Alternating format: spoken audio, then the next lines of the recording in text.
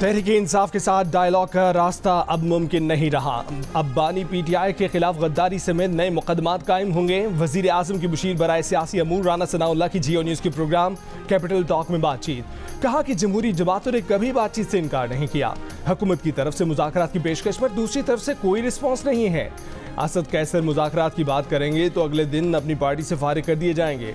राना सनाउल्लाह ने कहा कि बानी तहरीके इंसाफ के खिलाफ मुतनाज़ा ट्वीट पर मुकदमा बन सकता है। सियासी कशीदगी बढ़ने में कोई गुंजाइश बाकी नहीं रही। सियासी कशीदगी बढ़ चुकी है।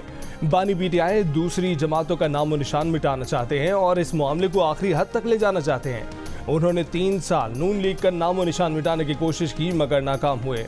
अगर वज़ीर आला खैबर पख्तूनख्वा अली अमीन गंडापुर गवर्नर खैबर पख्तूनख्वा को बाहर फेंकने की बात करेंगे तो अली अमीन गंडापुर को भी बाहर फेंका जा सकता है।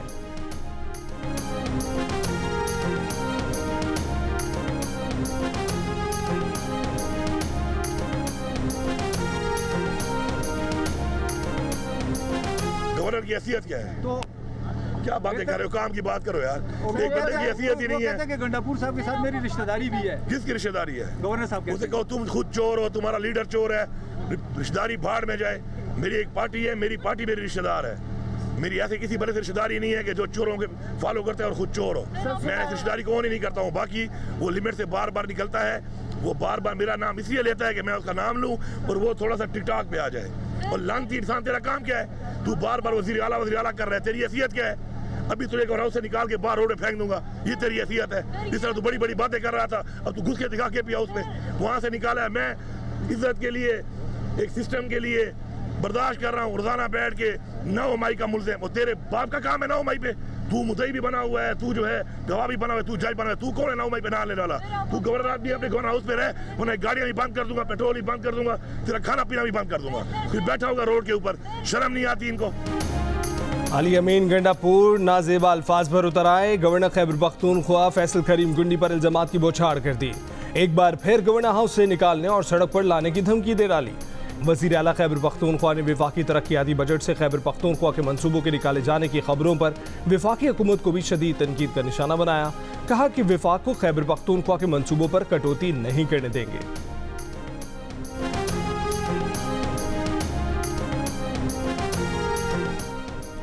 अली अमीन गंडापुर को शायद गुंडा बनना था, वो गलती से वज़ीर आला बन गए हैं। उनके खिलाफ फौरी और फैसला कुन कार्रवाई की जाए। सिंध के सीनियर वजीर शर्जील मेमन का बयान। कहा कि गवर्नर को धमकी देना महज एक फर्द की तौहीन नहीं बल्कि पूरे आईनी निज़ाम पर हमला है।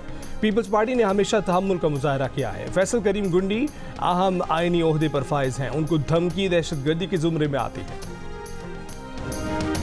इलेक्शंस तो अब काफ़ी महीने पहले गुजर चुके हैं और मुझे अपने मेंबर्स से, अपना पार्टी से, अपने कैबिनेट मेंबर्स से एक सुस्ती महसूस कर रहा हूँ। शर्जील मेमन साहब आप नज़र नहीं आ रहे। पाकिस्तान की अवाम वफाक के जो इश्यूज़ है, जो हाइपर पार्टिजान नफरत की सियासत है, वो इसमें इतना दिलचस्पी नहीं रखते। वो चाहते हैं कि अपने मसाइल का हल हो। तो हमारे इंफॉर्मेशन डिपार्टमेंट को भी हमारे अपने मसाइल का हल देना चाहिए, ना कि ये इमरान क्या कर रहा है नहीं कर रहा है, हमें क्या फ़र्क पड़ता है। Chairman people's party Bilawal Bhutto Zardari का सिंध हुकूमत की कारकर्दगी पर अदम इत्मीनान सुस्त करार दे दिया। वज़रा के नाम लेकर तनबीह कर दी। सिंध के सीनियर वजीर शर्जील नाम मेमन को मुखातिब करते हुए बोले कि शर्जील साहब, इमरान क्या कर रहा है क्या नहीं ये इंफॉर्मेशन डिपार्टमेंट का मसला नहीं।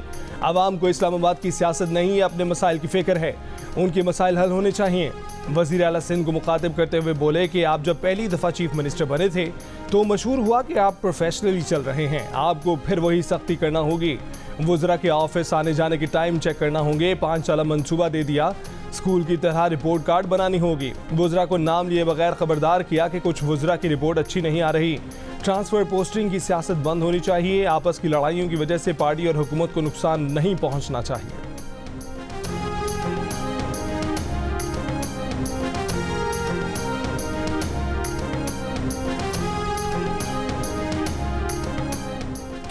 बानी पीटीआई को डील करके मुल्क छोड़ देने की पेशकश हुई है मगर उन्होंने इनकार कर दिया है। साबिक सदर आरिफ अलवी का दावा, साथ ही बानी पीटीआई की रिहाई का मुतालबा भी कर दिया। कहा कि गुस्सा और नफरत खत्म करें, दरगुजर से काम लें। बानी पीटीआई के आज़ाद होने पर खतरे का खौफ निकाल दें। बानी पीटीआई कह चुके हैं कि आज़ाद होकर दरगुजर से काम लेंगे। स्टेक होल्डर से बात करनी है, नॉन स्टेक होल्डर से नहीं। मुज़ाकरात करें, बिल्कुल सही मशवरा है, लेकिन मुज़ाकरात किससे करें?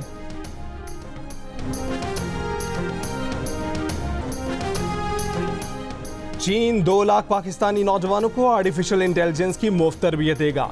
पाकिस्तान में सेफ सिटीज के क़याम, ई गवर्नेंस, क्लाउड सर्विसेज और मईशत की डिजिटलाइजेशन में भी भरपूर ताउन किया जाएगा। चीनी टेक्नोलॉजी कंपनी और पाकिस्तान के दरमियान मुआहिदों पर दस्तखत। वज़ीर आज़म शहबाज शरीफ का काबीना अरकान के साथ चीन के शहर शेंजन में हवावे हेडक्वार्टर्स का दौरा। रिवायती मौसीकी से इस्तकबाल। Huawei headquarters Pakistani truck art से मुज़य्यन किया गया। वज़ीर आज़म और हवावे के चेयरमैन की मुलाकात। वज़ीर आज़म की चेयरमैन हवावे को पाकिस्तान के दौरे और सरमायाकारी की दावत। पाक चाइना बिजनेस फोरम से खिताब में वज़ीर आज़म ने कहा कि माजी में रहेंगे तो कुछ हासिल नहीं कर सकेंगे, माजी को छोड़कर आगे बढ़ेंगे तो ही कामयाबी मिल सकेगी। वज़ीर आज़म से चीनी कंपनी ट्रांसन होल्डिंग्स के बानी और चेयरमैन की भी मुलाकात। पाकिस्तान में मोबाइल फ़ोन यूनिट में सरमायाकारी में वुसअत की यकीन दहानी। वज़ीर आज़म शहबाज शरीफ शेंजन से बीजिंग पहुँच गए। चीन के सदर वज़ीर आज़म और दीगर हुकाम से मुलाकात करेंगे।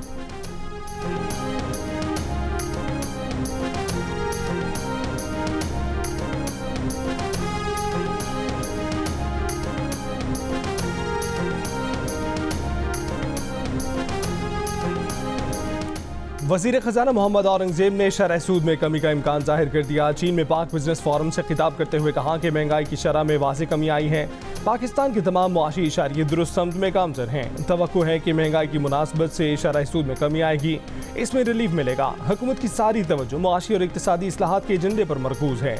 नायब वज़ीर आज़म और वज़ीर ख़ारजा इसहाक़ डार का भी पाक बिजनेस फोरम से खिताब। कहा कि पाकिस्तान में IT, ज़राअत और मादनी वसाइल समेत मुख्तलिफ शोबों में सरमायाकारी के बेपनाह मौक़े मौजूद हैं। SIFC के तहत कारोबारी शोबे और सरमायाकारों की हौसला अफजाई के लिए इक़दाम कर रहे हैं। इसहाक़ डार ने कहा कि पाकिस्तान में 84 इदारों की निजकारी पर गौर किया जा रहा है।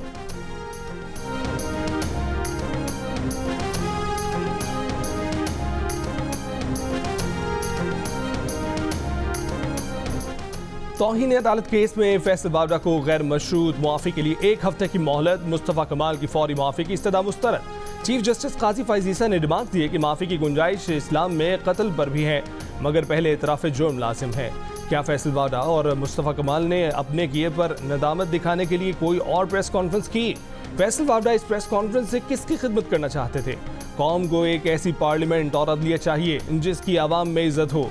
कुछ लोग समझते हैं कि अदलिया को गाली देकर, डरा धमका कर मर्जी के फैसले कर लेंगे। जस्टिस इरफान सादत ने कहा कि सहाफ़ी के सवाल पर फैसल वावड़ा ने कहा था वो जस्टिस बाबर सत्तार और जस्टिस अतर मिनुल्लाह के खिलाफ प्रेस कॉन्फ्रेंस करने आए हैं। आपने प्रेस कॉन्फ्रेंस में लोगों के बारे में नहीं, 2 इंतहाई काबिल एहतराम जजों पर बात की। अटॉर्नी जनरल को दोनों प्रेस कॉन्फ्रेंसों के ट्रांसक्रिप्ट से तौहीन आमेज़ मवाद की निशानदेही करने की हिदायत। मज़ीद समात 28 जून तक मुलतवी।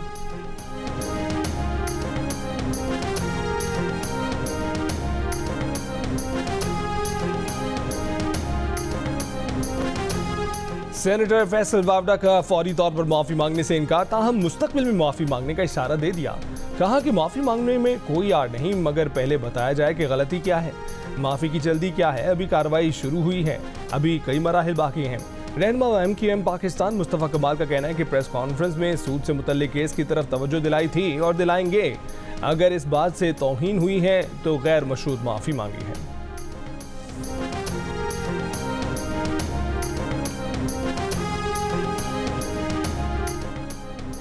फैसल वावड़ा और मुस्तफ़ा कमाल की न्यूज़ कॉन्फ्रेंसें नशर करने पर TV चैनलों को तौहीन अदालत के शोकॉज नोटिस, 2 हफ्ते में जवाब जमा कराने की हिदायत। सुप्रीम कोर्ट ने कहा कि क्यों न TV चैनलों के खिलाफ तौहीन अदालत की कार्रवाई की जाए। तौहीन आमेज़ मवाद नशर करना भी तो तौहीन में आता है। TV चैनलों को सुप्रीम कोर्ट के नोटिस पैमरा के जरिए भेजे जाएं। दौरान समाअत अटॉर्नी जनरल ने कहा कि सोशल मीडिया को रेगुलेट करने का कानून नहीं है, लेकिन TV चैनलों को नोटिस होना चाहिए। चीफ जस्टिस काजी फैज़ ईसा ने कहा कि अदालती फैसलों पर ज़रूर तनकीद करें, उड़ा कर रख दें। किसी को उनके फैसले पर तनकीद करनी है तो फैसला पढ़कर करें। पैमरा ने अजीब कानून बना दिया है कि अदालती कार्रवाई रिपोर्ट नहीं होगी। ऐसी प्रेस कॉन्फ्रेंस नशर होने पर कोई मसला नहीं है, मगर अदालती कार्रवाई से मसला है।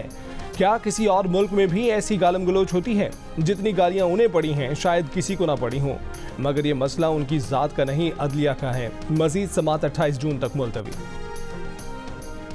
कराची के इलाके कोरंगी के मुख्तलिफ मकामात पर स्ट्रीट क्रिमिनल्स का राज, 5 शहरियों को मोबाइल फोन और दीगर कीमती अशिया से महरूम कर दिया।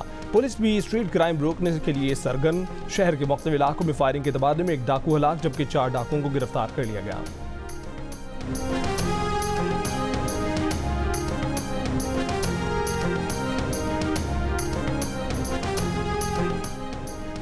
बानी पीटीआई के एक्स हैंडल से शेख मुजीबुर रहमान से मुतल्लिक बोश का केस। इस्लामाबाद हाई कोर्ट ने FIA को बैरिस्टर गौहर और रऊफ हसन के खिलाफ तादीबी कार्रवाई से रोक दिया। कहा कि रऊफ हसन और बैरिस्टर गौहर FIA के सामने पेश हो, FIA दोनों को हिरासा न करें। दूसरी तरफ चेयरमैन PTI बैरिस्टर गौहर और रऊफ हसन ने FIA इस्लामाबाद में पेश होकर बयान रिकॉर्ड करा दिया।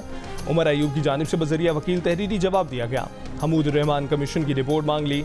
बाद में मीडिया से गुफ्तगू में बैरिस्टर गौहर ने कहा कि 1 घंटा FIA के सवालों के जवाब दिए। FIA ने दोबारा बुलाया तो भी आएंगे।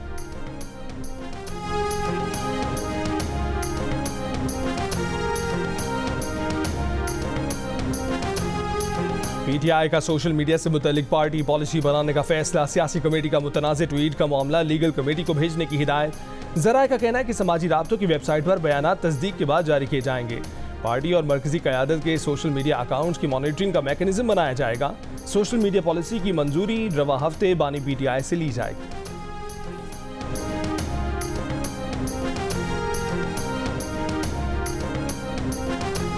पावर डिवीजन ने नेट मीटरिंग पॉलिसी खत्म करने से मुतल्लिक खबरों की तरदीद कर दी। एलामिया जारी करके कहा कि वज़ीर आज़म शहबाज शरीफ की जानिब से अब तक नेट मीटरिंग पॉलिसी पर पावर डिवीजन को कोई हिदायत नहीं मिली हैं।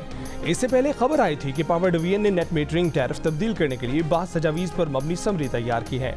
इन तजावीज़ में नेट मीटरिंग के मौजूदा सिस्टम को बदलने और मुस्तकबिल में सोलर सिस्टम लगवाने वालों पर माहाना फिक्स चार्जेस लगाने की तजावीज़ भी शामिल हैं। वज़ीर ममलिकत अली परवेज़ ने कहा है कि नेट मीटरिंग के किसी मुआहदे पर नजरसानी नहीं की जा रही। शमसी तवानाई के मंसूबों को फ़रोग़ दिया जा रहा है। सोलर सिस्टम पर टैक्स लगाने से मुतल्लिक कोई बात नहीं हुई। पॉलिसी में कोई तब्दीली हुई तो वज़ीर आज़म की मुशावरत से की जाएगी।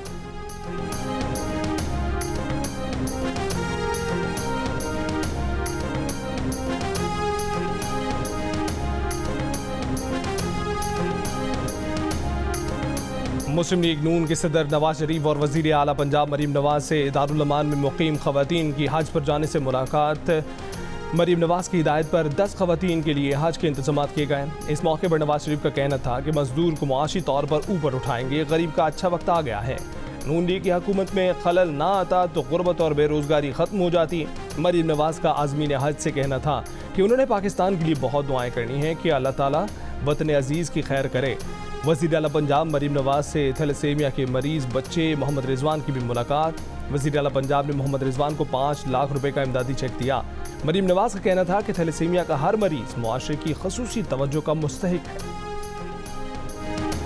पाकिस्तान के लिए कर डालो, मारूफ सनतकार आरिफ हबीब का मुआशी बहाली के लिए मुस्बत इशारियों का भरपूर फ़ायदा उठाने का मशवरा। महंगाई में कमी को नेक शगुन करार दे दिया। कहा कि बाद मुखालिफ ख़त्म हो गई, बाद मवाफ़िक शुरू हो रही है। हुकूमती पॉलिसी साज़ों और मुल्क की बिजनेस कम्युनिटी को इसका भरपूर फ़ायदा उठाना चाहिए। जोर दिया कि इख्तिलाफ राय को दुश्मनी नहीं समझना चाहिए। पाकिस्तानियों की अक्सरियत मजमूई सेहत और वजन से खुश। 85% ने अपनी सेहत को अच्छा कहा, 15% ने परेशानी का इजहार किया। अपने वजन से भी 85% पाकिस्तानी मुकम्मल मुतमईन नजर आए। अलबत्ता 14% ने वजन में कमी या ज़्यादती की शिकायत की।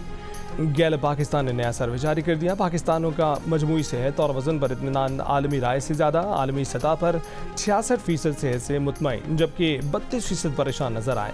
वजन पर 66% ने मुकम्मल इत्मीनान का इजहार किया तो 33% ने तशवीश जाहिर की।